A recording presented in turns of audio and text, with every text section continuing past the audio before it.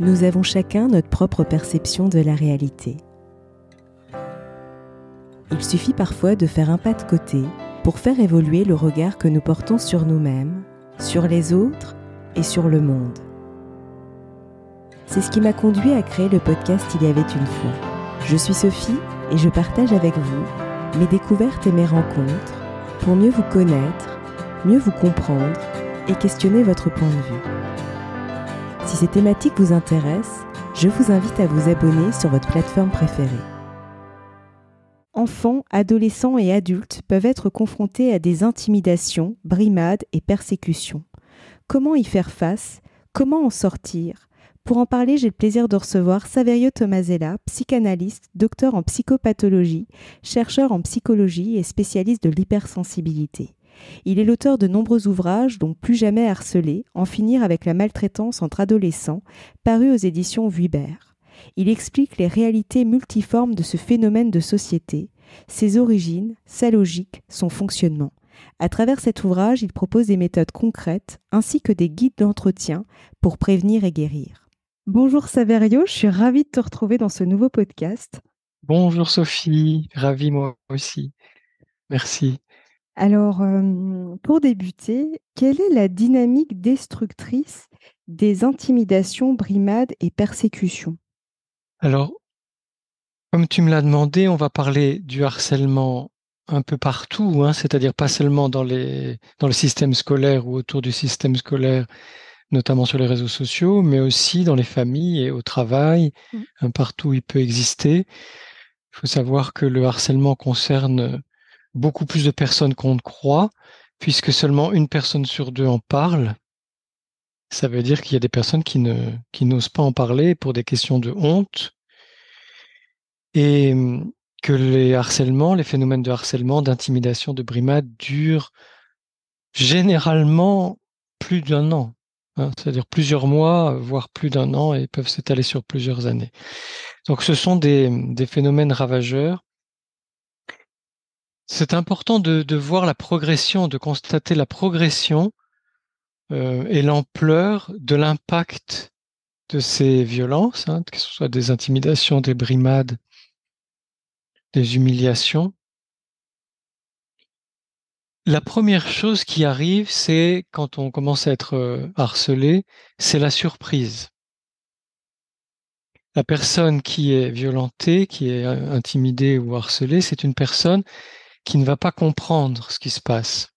Même si au départ c'est qu'une plaisanterie, une moquerie, quelque chose qui semble être bénin et anecdotique, sans importance, elle sent déjà la charge de quelque chose de grave et ça la surprend, ce qui fait que, au sens propre, dans sa conscience sensorielle, ça la sort d'elle-même et ça la met en alerte. Son amygdale, qui est le centre de l'alerte dans le cerveau, son centre d'alarme dans le cerveau, se met justement en alarme et même si elle continue à travailler, à vivre, à suivre les cours comme avant, comme si de rien n'était, parce qu'on a du mal à croire aussi que ça puisse être grave quand on commence à être violenté, harcelé, etc., manipulé.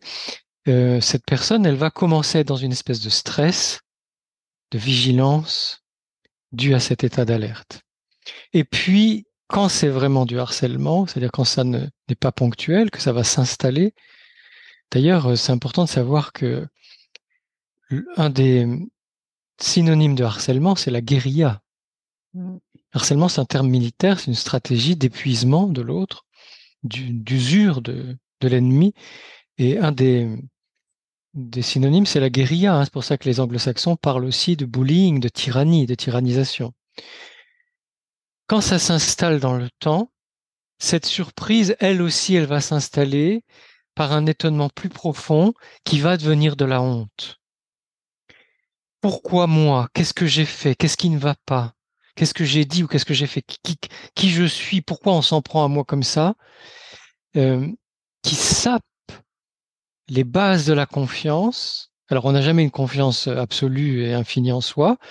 On a toutes et tous nos failles par rapport à notre confiance en nous. Donc, ça vient vraiment fragiliser la confiance en soi. Et et donner honte de soi-même, c'est-à-dire qu'on ne se sent plus légitime, on ne se sent plus appréciable, aimable, respectable.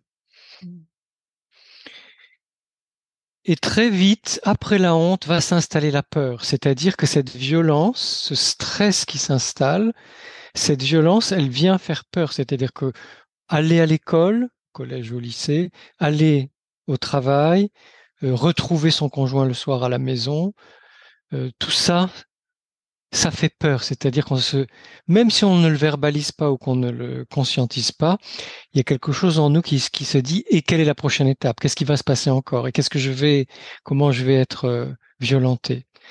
Cette peur vient créer un stress chronique qui contribue c'est pour ça que je dis qu'il y a vraiment un phénomène destructeur. Hein. Après la surprise, la honte, après la honte, la peur, après la peur, le stress chronique, qui continue à grignoter les réserves d'énergie, de confiance, de capacité à répondre, c'est-à-dire à riposter, à se protéger, à mettre des distances ou à poser des limites. Et on arrive au la dernière étape de cette dégringolade, de cet effondrement, qui est la paralysie, c'est-à-dire que ça devient traumatique. Le système nerveux autonome répond comme s'il y avait danger de mort par une paralysie. La personne se fige, elle devient immobile et donc elle ne peut plus répondre. Elle ne peut plus riposter. C'est pour ça que Stephen Porges, le créateur de la théorie polyvagale, dit mais on renforce le traumatisme quand on dit à quelqu'un qui est dans cet état-là, pourquoi tu ne réponds pas, pourquoi tu ne te défends pas, comment ça se fait que tu te laisses faire, c'est que le système nerveux autonome est tellement impacté par tout ce que je viens de décrire au fil du temps, qu'au bout d'un moment, la personne ne peut vraiment plus se défendre, se protéger, répondre et riposter. Et c'est vrai que quand on peut croire vouloir aider la personne en disant mais pourquoi t'as pas fait ci, pourquoi t'as pas fait ça, et c'est ultra culpabilisant pour la personne parce qu'en fait ce que tu décris là, c'est ce qu'on peut vivre aussi dans les relations toxiques. C'est finalement ce moment où quand la personne est en présence avec toi, tu n'es en capacité de ne rien dire, de ne plus rien penser, tu es comme ce que tu dis figé. Et une fois que la personne part de la pièce ou tu pars de l'endroit toxique, bah, tu retrouves tout doucement tes facultés. Mais ça prend du temps parce que je pense que c'est ton système nerveux qui commence à retrouver un peu de ressources. Et là, si quelqu'un te dit pourquoi t'as pas fait ci, pourquoi t'as pas fait ça, bah, ça réacte. Enfin, c'est vraiment un cercle vicieux et ça peut être extrêmement. Enfin, oui, C'est dévastateur, oui, comme tu dis, dévastateur. c'est dévastateur parce que ce cercle vicieux fait qu'on perd de plus en plus confiance en C'est soi. ça.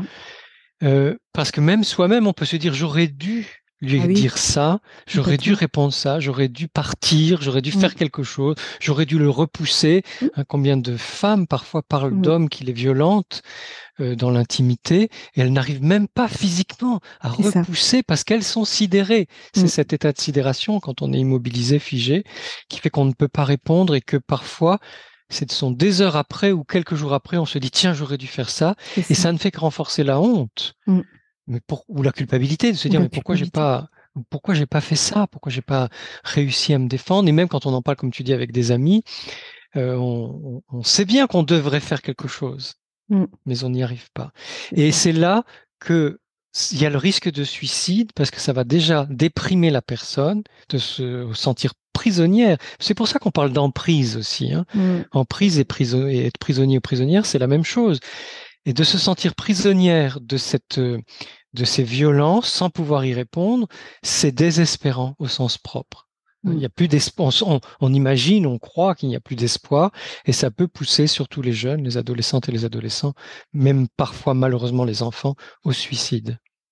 Ouais, d'autant plus quand on est adolescent. En plus, c'est un âge qui est quand même compliqué puisqu'on est dans l'entre-deux. On n'est pas encore adulte, mais on n'est plus enfant. On remet un peu en cause aussi les codes qu'on a pu nous donner. Enfin, il y a beaucoup de choses. Donc, je pense qu'on est encore plus en train de naviguer sur plusieurs fronts à la fois, quoi. Oui, pour les adolescents et préadolescents, c'est-à-dire qu'il y a cette quête identitaire, cette fragilité identitaire, ce besoin d'être reconnu par un groupe. Et quand c'est dans ce groupe qu'on est harcelé. C'est comme l'enfant qui dépend de ses parents et qui est manipulé ou abusé par un parent qui devrait le protéger, le soutenir. Mhm. Là, c'est pareil. Le préadolescent et l'adolescent attend ce soutien du groupe auquel il Mhm. appartient, de la communauté, de ses pairs. Et si le harcèlement vient de cette communauté, c'est vraiment extrêmement rude et ça peut être désespérant. Ouais, complètement. Et pourquoi les cibles n'arrivent-elles pas à y répondre et à y mettre un terme? Même si tu nous en as un petit peu parlé, mais pour creuser un petit peu plus ce sujet. Alors, je pense que toutes ces étapes sont importantes. C'est-à-dire que quand on est surpris par quelque chose, par définition, on ne s'y attend pas. Mm. Ce qui fait que on se moque de nous, ou on y manipule, ou on nous fait une critique désagréable. On va laisser passer parce que on est tellement interloqué par ce qui nous arrive que et on comprend même pas pourquoi l'autre fait ça. Parce qu'il y a quelque chose d'arbitraire dans le harcèlement, quelque chose de gratuit, de cruel, de féroce, de sadique, qui fait que dans notre conception naturellement bienveillante, empathique et solidaire de la relation, parce que là, je suis en train de lire un livre sur l'entraide par des chercheurs à la fois biologistes et sociobiologistes, qui montrent que nous, les humains, nous sommes des êtres d'empathie, de bienveillance, d'entraide naturelle. Les bébés, dès 3 mois, commencent à développer ces facultés qui se renforcent à 6, 9 mois, et puis pendant toutes les premières années. Euh, alors que socialement, il arrive un moment où adolescents, adultes, on fait face à des personnes qui ne sont pas dans la bienveillance, l'empathie, l'entraide, la solidarité, le respect, etc. Mais pour nous humains, dans notre sensibilité d'humain, c'est inenvisageable que l'autre fasse gratuitement un acte de violence. Si je te prends quelque chose, ou si je te bouscule, ou si je te dis quelque chose de pas sympathique, je peux m'attendre légitimement à ce que tu répondes, à ce que tu me dises non, ça va pas, arrête, Saverio, laisse-moi tranquille. Mais si je ne t'ai rien fait, ou si je n'ai rien fait à personne, et que quelqu'un me violente, ça dépasse mon entendement. Pour moi, c'est pas envisageable d'être malmené, maltraité, violenté, humilié, ou que sais-je, ou moqué même, ne serait-ce que moqué, Mm.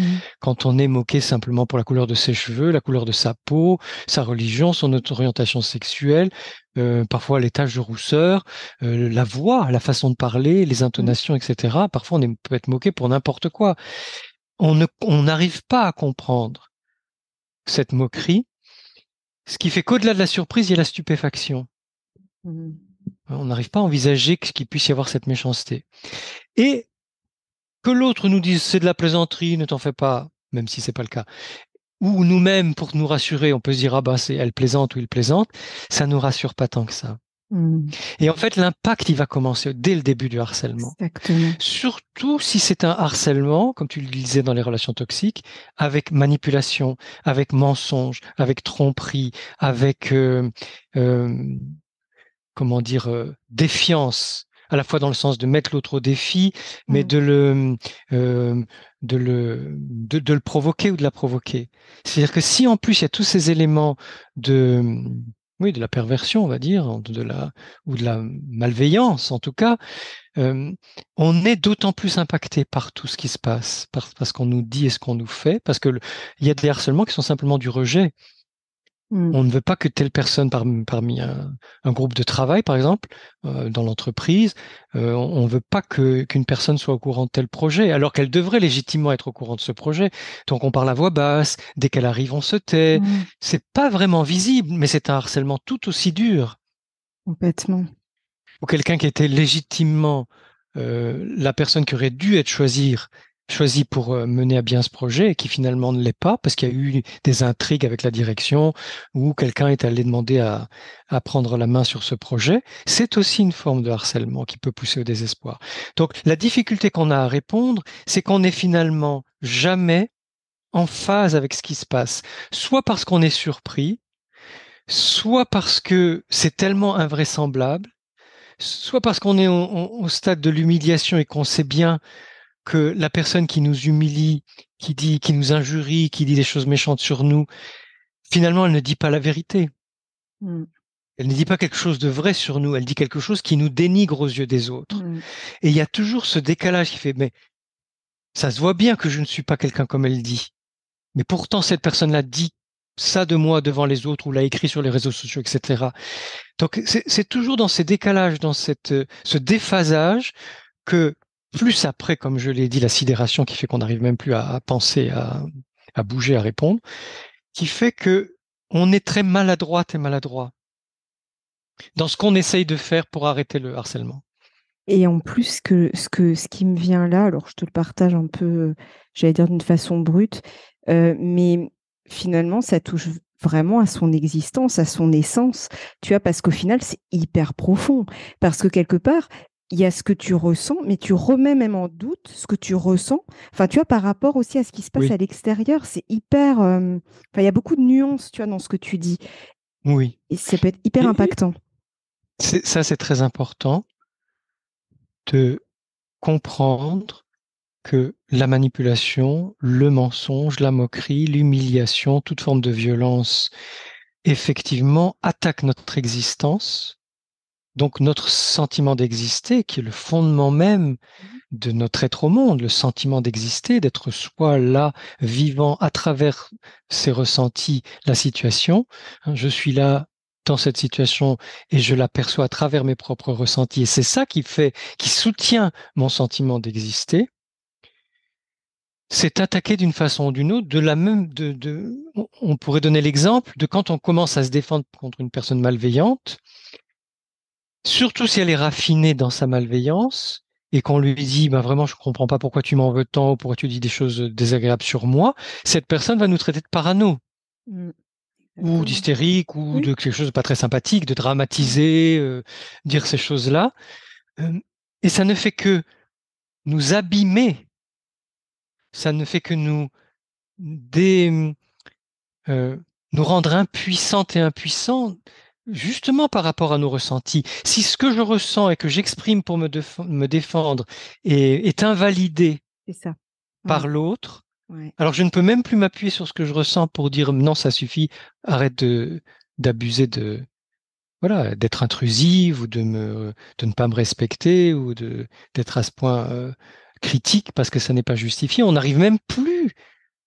Puisque, comme dans toute forme de perversion directe ou indirecte, il y a cette invalidation de notre être au monde, de notre existence et de nos ressentis, de ce que notre sensibilité nous donne comme information sur la réalité, sur la Mm. situation. Ouais, exactement. Et comment un jeune intimidateur peut-il devenir un adulte violent? Alors ça, c'est très important dans ce que j'ai découvert des études sur les intimidations et les brimades, c'est que du côté de la personne qui est violenté, comme on vient d'en parler. Hein. Il y a ce côté de ce désespoir, cette déprime qui peut aller jusqu'à l'anorexie ou la boulimie d'ailleurs, qui peut aller jusqu'à l'insomnie, jusqu'aux phobies scolaires ou de travail. Il y a des gens qui n'ont plus envie d'aller au travail, qui n'arrivent plus à y aller parce qu'ils sont harcelés, sont maltraités, et qui peut donner à la suite des formes de déprime et d'anxiété qui vont s'installer, voire des burn-out chez ces personnes-là. En revanche, chez les personnes violentes, abusives, chez les personnes intimidatrices, là, c'est le, le manque d'empathie qui s'installe. Hein, parce que pour pouvoir durablement, si un jour on est énervé, on dit quelque chose de pas très sympathique, on le reconnaît après, on demande pardon. Si on s'installe dans la méchanceté, dans la violence, dans la malveillance, il arrive un moment, surtout si on le fait sur les réseaux sociaux ou de façon virtuelle, il arrive un moment où on n'est même plus dans la capacité à sentir le mal qu'on fait à l'autre, qui nous permettrait de tirer une sonnette d'alarme en nous en disant mais qu'est-ce que je fais là? Mm. Est-ce que je suis vraiment devenu un salaud? Est-ce que je suis devenu complètement inhumain pour pouvoir faire vivre un enfer à quelqu'un? Il est temps que j'arrête, que je me ressaisisse. Donc, il y a cette perte d'empathie qui va amener au cynisme, au sarcasme, aux prises de pouvoir. Donc, c'est des gens qui vont de plus en plus être dans la domination, quelle qu'elle soit, dans le couple, sur les enfants. Ça fait des parents violents. Ça fait oui, des parents violents et des conjoints violents. Mais ça peut aussi les amener donc à la politique, hein, les pires pourris de la politique. Alors qu'il y a aussi des personnes très bien dans le monde politique, mais il y a aussi des gros pourris. Donc ça peut donner ce genre de personnes ou des dirigeants d'entreprise qui sont vraiment insupportables, très tyranniques, etc. Mais ça va surtout ça peut surtout donner des personnes qui vont se droguer et qui vont donc devenir dépendantes de la drogue et délinquantes. C'est-à-dire comme une espèce de dérapage qui devient de plus en plus fort dans le non-respect des règles, dans le non-respect de l'autre, et qui soit se retourne contre soi-même par la drogue, soit est tout le temps tourné vers la violence contre les autres, par la corruption, oui, la violence verbale, physique, etc. Et, quel est le développement du cerveau et de l'empathie lorsque l'éducation est bienveillante?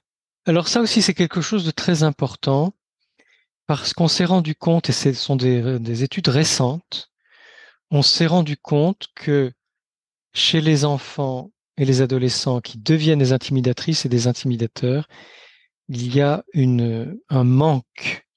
Le cerveau, il y a une lacune, il y a des carences. Le cerveau n'a pas pu se développer comme il faut. Donc, je vais y revenir, mais d'abord, disons comment il se développe au mieux.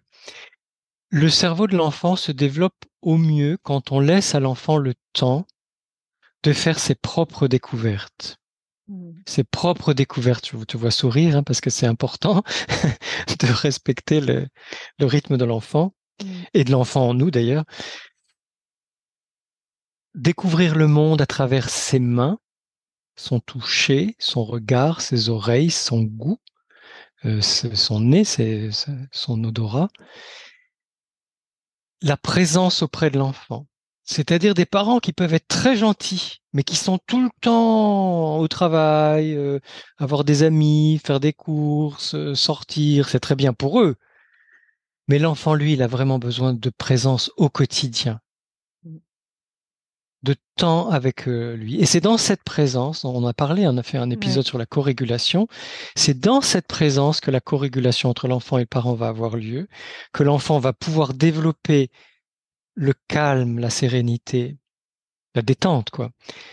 La confiance en lui ou en elle, la confiance dans les autres, déjà ses parents, ses frères et sœurs, et son ouverture aux relations, son ouverture, la possibilité de créer des relations intéressantes, des relations nourrissantes. Et au niveau du cerveau, ça va permettre un développement harmonieux de toutes les zones, non seulement de toutes les zones du cerveau, mais on sait aussi que ça allume, ça active l'héritage chromosomique, le génome, les gènes, parce que l'environnement et l'interaction avec les parents, l'interrelation avec les parents se passe bien. Donc tout le potentiel cérébral et nerveux, neurologique de l'enfant va pouvoir se développer grâce à cette présence attentive, curieuse. C'est-à-dire plutôt que de vouloir apprendre absolument des choses à l'enfant, c'est qu'est-ce que tu ressens là? De quoi tu as envie? Qu'est-ce que tu en penses toi? Qu'est-ce que tu voudrais faire? Et cette curiosité qui stimule toutes les potentialités de l'enfant. À cela s'ajoute, et c'est très important, le fait que si le parent est empathique, oh ma pauvre, tu es fatiguée là maintenant, on va se reposer d'abord et après on fera ton travail.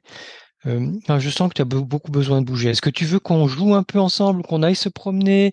Est-ce que tu as besoin qu'on chante ou qu'on danse?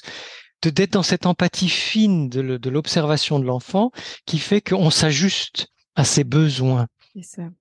Besoin de boire, besoin de manger, besoin de se reposer, besoin de se laver, besoin de se taire. Des moments, les enfants saturent aussi, ils ont besoin de silence. Ou au contraire, besoin de jouer, besoin de chanter, de danser, etc. Besoin d'affection, tu as besoin d'un câlin parce que soit parce que on a envie de se manifester l'un à l'autre qu'on s'aime, soit parce que tu as un gros chagrin. Tout ça fait que le cerveau se développe au mieux du point de vue émotionnel, du point de vue rationnel et cognitif, et aussi du point de vue relationnel. Donc ces enfants qui grandissent dans un environnement suffisamment bon, on va pas dire que quand on est parent, on peut être à disposition de ses enfants tout le temps, puis il y a des moments où on les comprend pas, puis il y a des moments où on s'énerve, mais dans l'ensemble, si l'environnement est suffisamment à l'écoute, curieux, porteur, respectueux et dans l'empathie, le cerveau de l'enfant se développe au mieux, dans toutes ses potentialités, dans toutes les connexions possibles entre les zones du cerveau, et notamment entre les zones rationnelles et les zones émotionnelles. C'est ça qui va permettre petit à petit à l'enfant de vivre toutes les situations et à l'adolescent de vivre au mieux toutes les situations. En revanche, ce qu'on s'est rendu compte, c'est que s'il y a maltraitance physique ou verbale, s'il y a des cris répétés, c'est pas parce qu'on a élevé la voix une fois de temps en temps, mais des cris vraiment répétés, des injures, des coups, des abus de toutes sortes, des manipulations, des mensonges, des promesses qui ne sont pas tenues. Pour que le cerveau se développe bien, c'est important que le parent tienne sa parole. Il dit, si tu fais ça, je t'emmène te promener, ou on va faire un gâteau ensemble. On l'a dit, on le fait. Sauf cas de force majeure, mais là, l'enfant comprend tout à fait que c'est pas le parent qui n'a pas pu. Mais donc, s'il y a de la fiabilité, le cerveau se développe bien. En revanche, s'il y a violence, injure, non-respect, abus et non-fiabilité, à ne pas oublier, c'est-à-dire qu'on fait des promesses, on les tient pas, on dit quelque chose, on n'en tient pas compte, on n'écoute pas vraiment l'enfant, etc. Le cerveau, malheureusement, non seulement ne va pas développer son plein potentiel génétique, chaque zone concernée par les différentes situations de la vie ne vont pas se développer au mieux, mais surtout, ce sont les connexions entre les différentes zones du cerveau qui ne vont pas se faire. Et notamment au niveau des neurones miroirs, de l'insula, qui sont des centres nerveux tellement importants pour l'empathie, la relation, la conscience de soi et de l'autre, ça va pas se développer. Ce qui fait qu'on a des enfants, puis des préadolescents, puis des adolescents, qui sont dans des espèces d'incapacité d'être dans des relations saines avec les autres. Et alors, plutôt que de chercher à imiter ce qui est bon chez les autres, il doit y avoir comme une espèce d'envie ou de rage de ne pas pouvoir être comme eux, ce qui fait qu'ils s'acharnent dans la violence, en répétant d'ailleurs des modèles connus qu'ils ont eu avec leurs parents, leurs frères, sœurs ou d'autres, ou des gens du quartier. Ils répètent malheureusement cette violence sur d'autres enfants. Et plus l'enfant est bel et beau, intelligente ou intelligent, sensible, dans la relation, enthousiaste, plus ça va être une cible pour ces enfants malheureux, en souffrance, qui n'ont pas pu développer leur capacité sociale, relationnelle, empathique. Et ce sont ces malheureux enfants qui deviennent des harceleuses et des harceleurs en s'acharnant sur les autres. Et si je résume, juste 2 points finalement, enfin, tout était très important dans ce que tu nous partageais, mais vraiment deux mots, je trouvais vraiment très, très, très, très juste, c'est cette notion de présence et d'écoute. Et je sais qu'on en a déjà parlé, je pense, dans le podcast, la co-régulation, il y aura le lien d'ailleurs sur ce podcast, mais c'est vraiment ça, en fait, c'est cette notion d'être à l'écoute de l'autre. Et aussi, ce qui me vient, c'est finalement, si on a des parents aussi qui sont à l'écoute de leurs propres besoins, ça inspire aussi l'enfant, parce que finalement, ils répètent aussi des schémas qu'ils voient à la maison. Donc, s'il voit à la maison que le papa ou la maman ne respecte pas ses besoins, ben, il n'a pas de modèle non plus, il y a ça aussi. Alors c'est très important parce que jusqu'à 7 ans, quasiment à 100%, et encore longtemps, même si c'est de moins en moins, l'enfant grandit par imitation. Vraiment, son apprentissage est fondé sur l'imitation. Donc ce que tu dis est absolument fondamental. Si les parents, ou au moins un des deux parents, mais le mieux c'est quand c'est les deux, si les parents expriment leurs émotions, expriment leur fatigue ou leur niveau d'énergie. Ah, j'ai plein d'énergie. Est-ce que ça te dit d'aller jouer je sais pas, hein, dans l'eau, à la mer, ou au ballon, ou de aller courir un peu, etc. Au contraire, je suis très fatigué, là, je vais me reposer. Hein, on pourra jouer après, mais là, je suis vraiment trop fatigué, il faut que j'aille m'allonger 10 minutes. Ou je suis très triste aujourd'hui, tu sais, pour telle raison, ou sans donner forcément de détails, mais ça s'est mal passé au travail, ou j'ai eu une grosse dispute avec ton papa, donc c'est pas facile pour moi, ou tel ami m'a téléphoné, m'a dit quelque chose de désagréable, ou au contraire, j'ai appris une très bonne nouvelle. Plus on partage nos états émotionnels, mais aussi nos états physiques, la fatigue, l'énergie, etc., plus l'enfant va trouver naturel de faire exactement pareil. C'est comme, plus je dis bonjour, au revoir, merci, s'il te plaît, est-ce que tu es d'accord pour, à mes enfants ou aux enfants avec lesquels je suis en relation, plus eux-mêmes par imitation vont me dire bonjour, au revoir, merci, s'il te plaît, est-ce que je peux, est-ce que c'est le bon moment, est-ce que tu es d'accord? Donc ça, c'est vraiment fondamental. Et alors, l'écoute, le respect, la curiosité, ça j'ai appris ces derniers mois, à quel point la curiosité, elle est bonne pour nous adultes, mais aussi pour les enfants et les adolescents.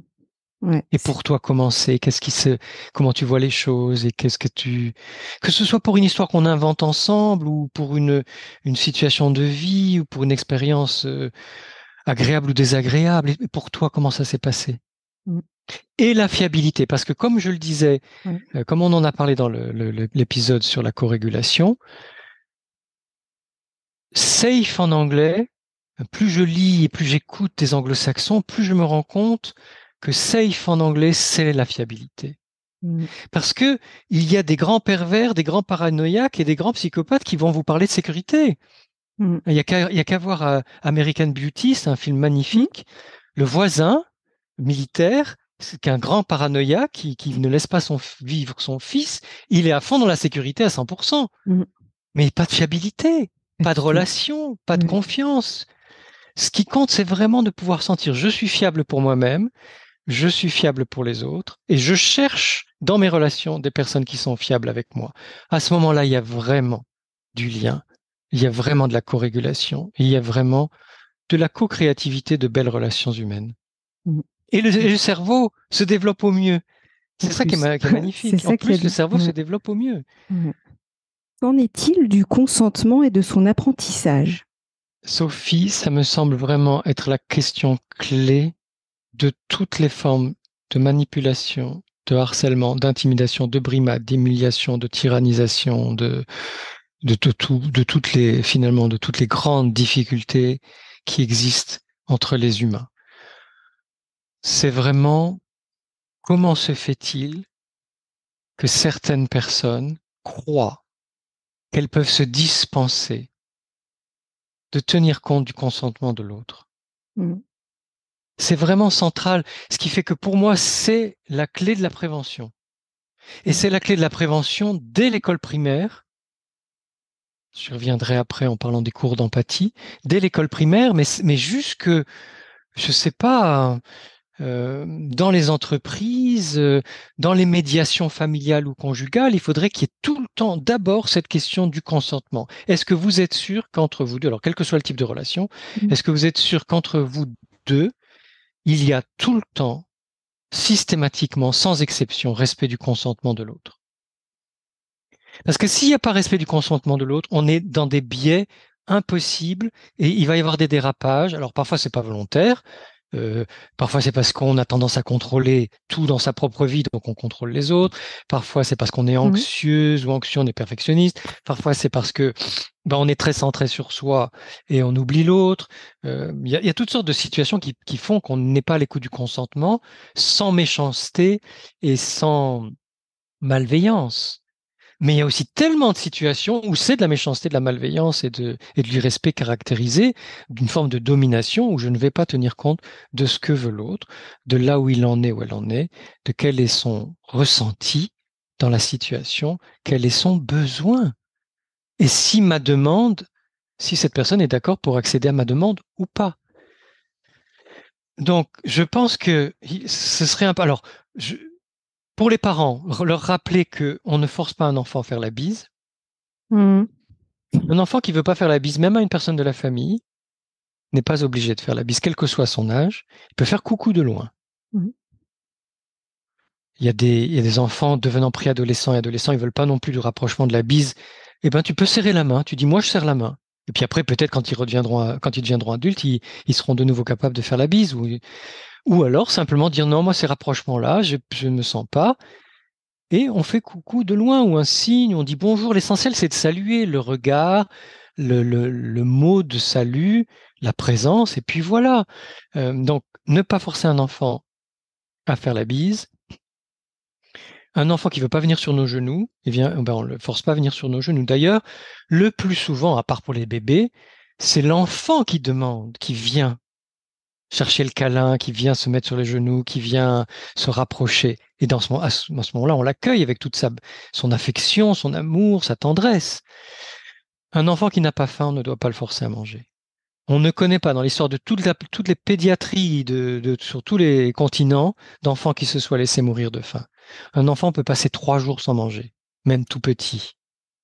Les enfants ont des réserves pour une semaine. Nous, adultes, on a des réserves pour 30 ou 40 jours, hein, Mm. si on boit.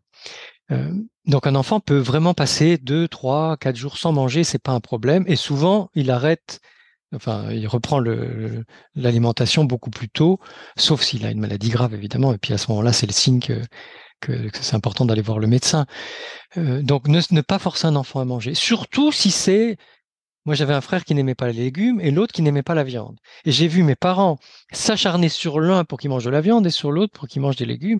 Et les deux disent qu'ils ont été traumatisés par cet acharnement, alors qu'ils sont en bonne santé, et ils ont bien grandi et ils ont mangé leur façon. Bon. Donc, même si c'est un type d'aliment que l'enfant ne veut pas manger, on ne le force pas. Pareil pour le bain ou la douche. Je sais que ça paraît bizarre à certains parents, mais les enfants ne sentent pas mauvais. Et si vraiment les mains sont sales et que l'enfant veut pas se laver les mains, ben on prend un gant un peu humide et on vient lui nettoyer tranquillement les mains comme ça, comme un jeu.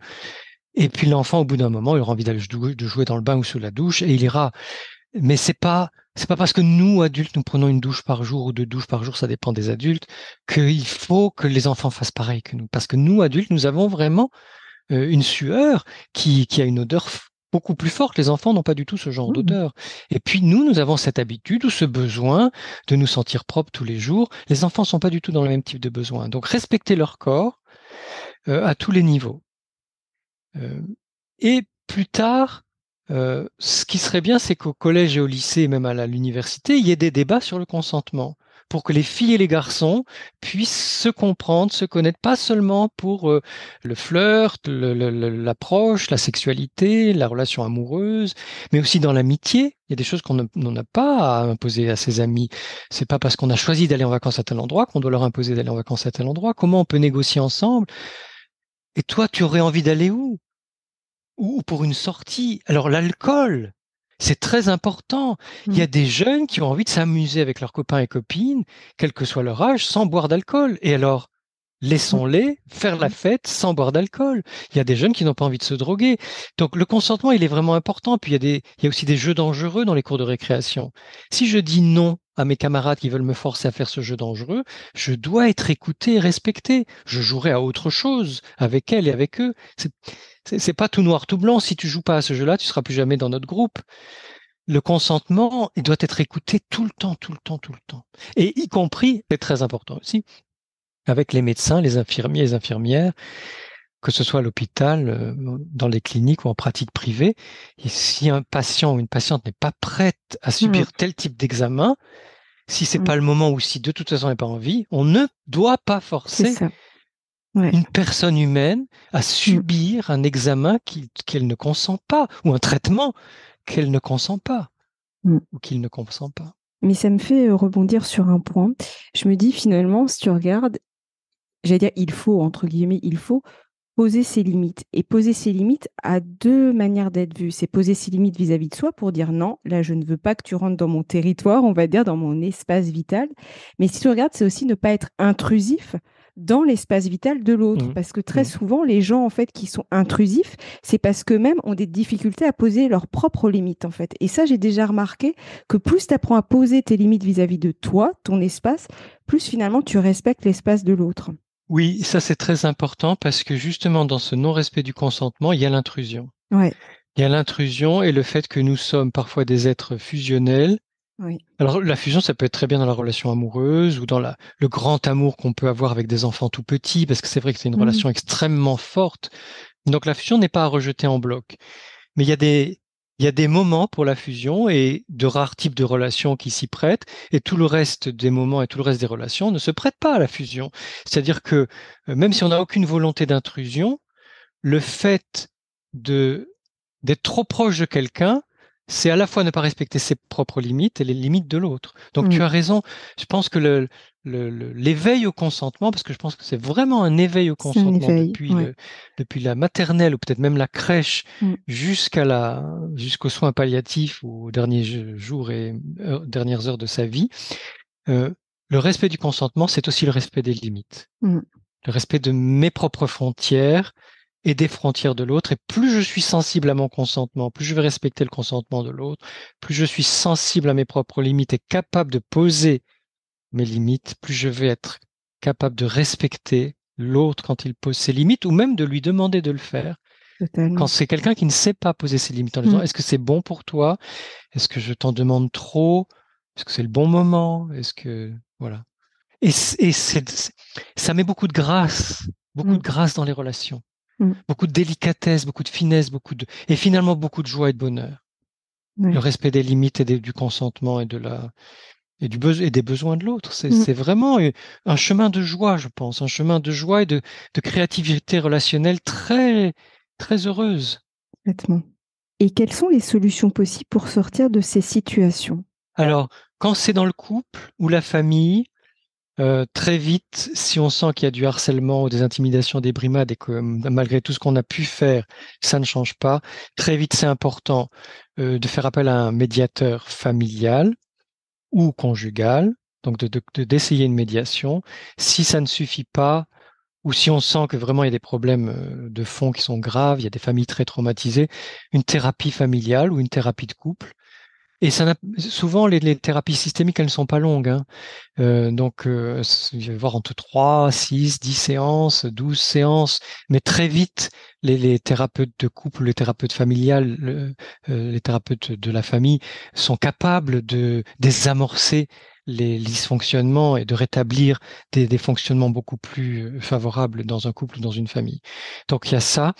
Au travail, ce serait bien qu'on crée qu'on lance là l'idée de médiateur en dehors de l'inspection du travail qui intervient vraiment quand il y a des conflits ou quand il y a des procédures. Mais pourquoi il n'existerait pas des médiateurs collégiaux, je ne sais pas si on peut dire ça pour les collègues, des médiateurs collégiaux ou des médiateurs professionnels qui aideraient dès qu'il y a une difficulté entre deux collègues ou entre certains employés et leur hiérarchie, leurs responsables, à apprendre cette négociation, cette écoute de Mm. l'autre, ce respect, l'important du consentement de poser les limites, c'est-à-dire en dédramatisant. Il ne Mm. s'agit pas d'aller au conflit, il s'agit simplement de dire, ben, apprenons avec nos spécificités chacune et chacun, apprenons à vivre ensemble et à nous respecter dans nos consentements, nos limites et nos besoins. Donc ça, ce serait important de le lancer en entreprise. Sinon, au niveau scolaire, euh, à l'école primaire et surtout au collège, c'est vraiment au collège qu'il y a le plus grand taux de harcèlement. 60% des harcèlements se passent dans ces années-là, puis un peu après au lycée. Il y a des méthodes qui fonctionnent bien. Par exemple, la méthode de la préoccupation partagée, qui est vraiment passionnante, c'est une méthode non blâmante. C'est-à-dire qu'on ne va pas chercher frontalement euh, à mettre les harceleuses et les harceleurs face à leur violence, mais plutôt à faire naître en elles et en eux des capacités d'empathie. Donc voilà comment ça se passe. Dans l'établissement scolaire, il y a une cellule dédiée à la méthode de la préoccupation partagée avec quelques adultes, professeurs, infirmières, psychologues par exemple.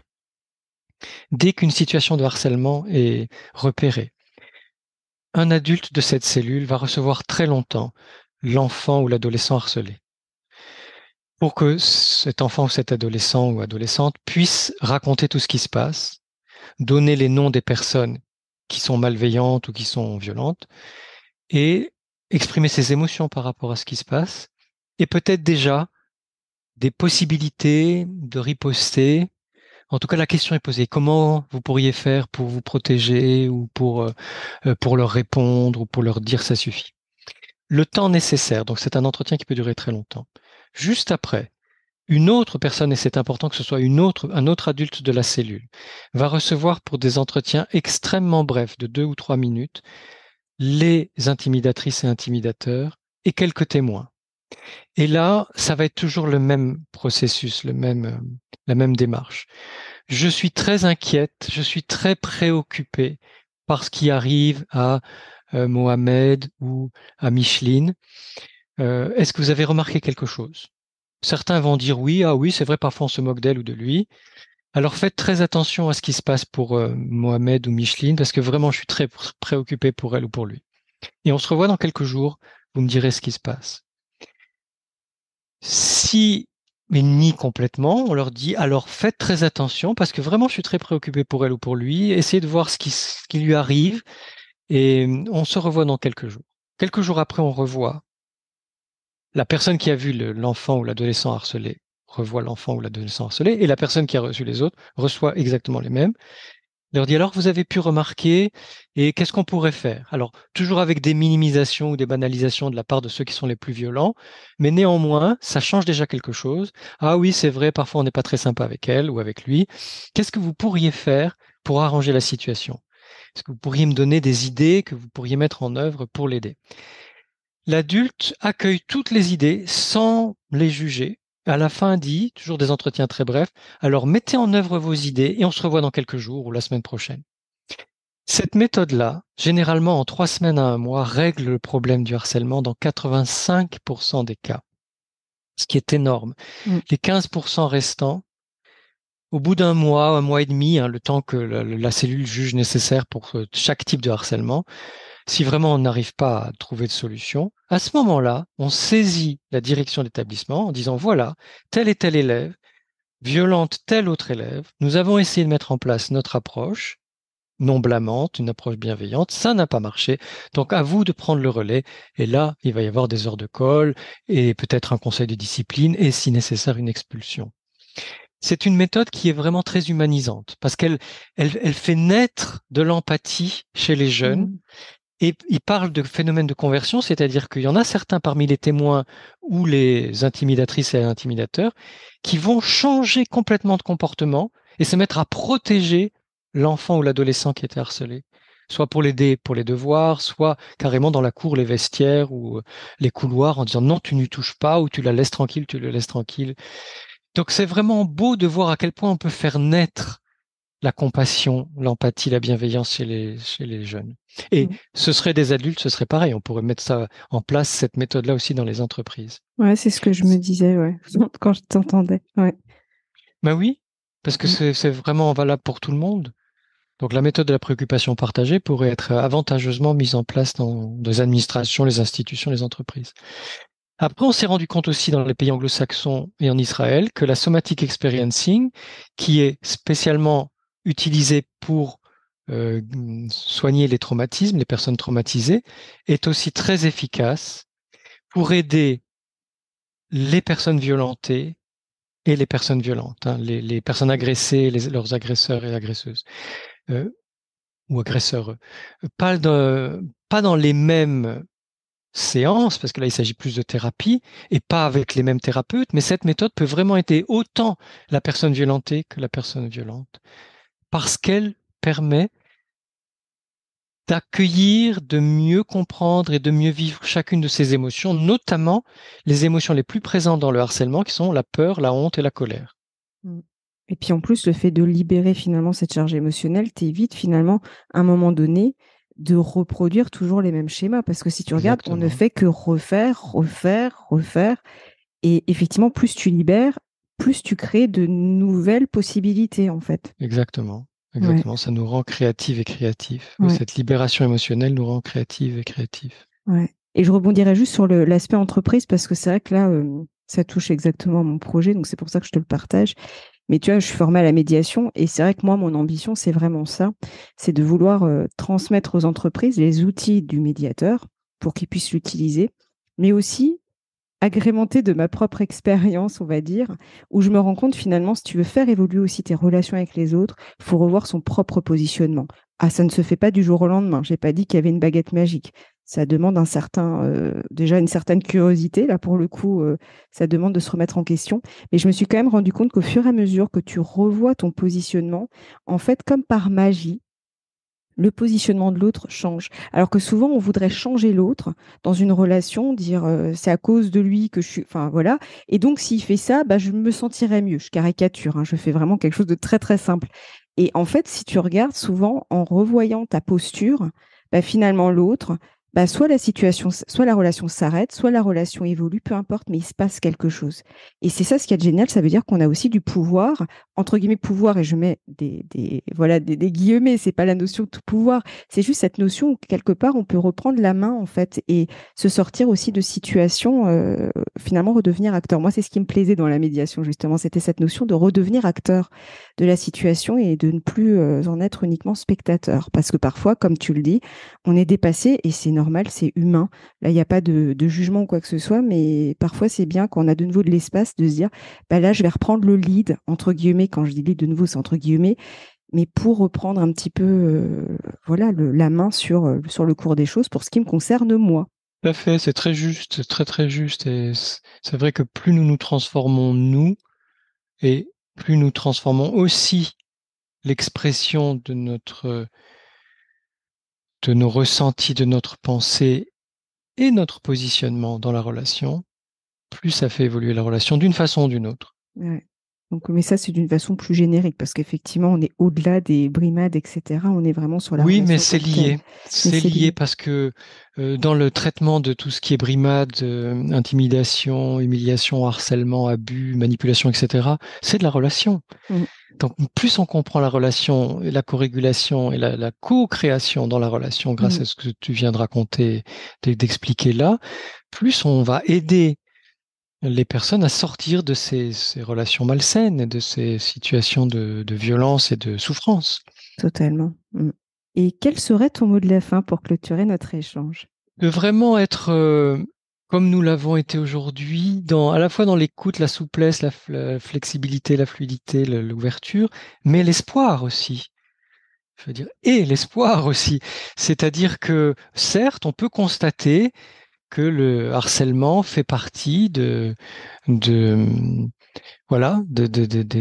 maux de la société à tous les niveaux, hein, que ce soit dans la famille, le couple, l'école, l'entreprise, la politique et les clubs de sport, les associations, etc. Donc, ne pas se voiler la face, ne pas être dans le déni de la violence qui existe entre des personnes, cette malheureuse violence destructrice, et d'en prendre la mesure, comme on l'a fait au début, pour trouver les meilleures solutions pour en sortir, à la fois dans l'éducation des enfants, pour les aider à développer au mieux toute leur potentialité humaine, leur sensibilité, leur intelligence, donc leur intelligence de la situation, donc les co-régulations entre parents-enfants, entre enfants eux-mêmes, entre adolescents, puis après entre adultes, toutes ces possibilités d'être dans des relations saines finalement. On n'a pas besoin d'être d'accord avec l'autre, on n'a pas besoin d'être comme l'autre, mais on peut se respecter. Remettre au centre cette question du consentement, vraiment, et des limites de soi et de l'autre. Et puis, trouver des méthodes de médiation, de négociation, d'humanisation des relations partout, dans tous les lieux de vie commune de la société, pour sortir de ces violences, parce que notre humanité, elle est appelée de toute façon à évoluer vers le mieux, vers le meilleur, vers le plus beau, vers le plus vibrant, vers le plus vivant. Et justement, comme tu parlais du sentiment d'existence, le fait d'exister, si je m'offre à moi-même la possibilité d'être le plus dans mon existence, j'offre aux autres la même possibilité, la même joie d'être vivante, vivant, existant, existante. Donc soyons vraiment dans dans cet enthousiasme que l'évolution est en cours déjà et que elle peut vraiment se répandre de façon très très large et heureuse. Et j'aime beaucoup l'expression humaniser nos relations parce que c'est vraiment ça. Ouais, c'est très juste. En tout cas, j'invite les auditeurs, s'ils veulent aller plus loin, à découvrir ton ouvrage Plus jamais harcelé, en finir avec la maltraitance entre adolescents, alors qu'il s'adresse plus aux adolescents, mais pour le coup, parce que l'ayant lu, en fait, finalement, c'est les relations, effectivement, c'est focalisé plus sur les relations entre adolescents. Mais finalement, si on regarde, on peut le vivre au travail, on peut le vivre en famille, on peut le vivre en couple. Finalement, ça peut toucher toutes les sphères de notre vie. Donc vraiment, j'invite les auditeurs, s'ils veulent en savoir plus, ils découvriront. De toute façon, il y aura le lien sous ce podcast. Mais c'est vraiment j'allais dire un ouvrage d'utilité publique parce que c'est vrai que ça permet, et puis tu donnes des clés pour du coup, redevenir du coup acteur finalement et ne plus se laisser embourber, parce que j'ai vraiment cette image-là qui me vient, où on peut être vraiment embourbé et se dire mais comment je vais m'en sortir, j'y arriverai jamais. Et justement, ça donne aussi l'espoir de se dire mais en fait c'est possible de s'en sortir. Donc un grand, grand merci pour notre échange, Saverio. Merci à toi, Sophie, merci beaucoup. Si vous avez aimé cet épisode, n'hésitez pas à lui laisser 5 étoiles sur Apple Podcast ou un pouce sur YouTube. Et surtout, abonnez-vous sur votre plateforme d'écoute préférée pour ne manquer aucun épisode. Je vous souhaite une très belle journée ou une très belle soirée et vous donne rendez-vous dans 2 semaines. À bientôt!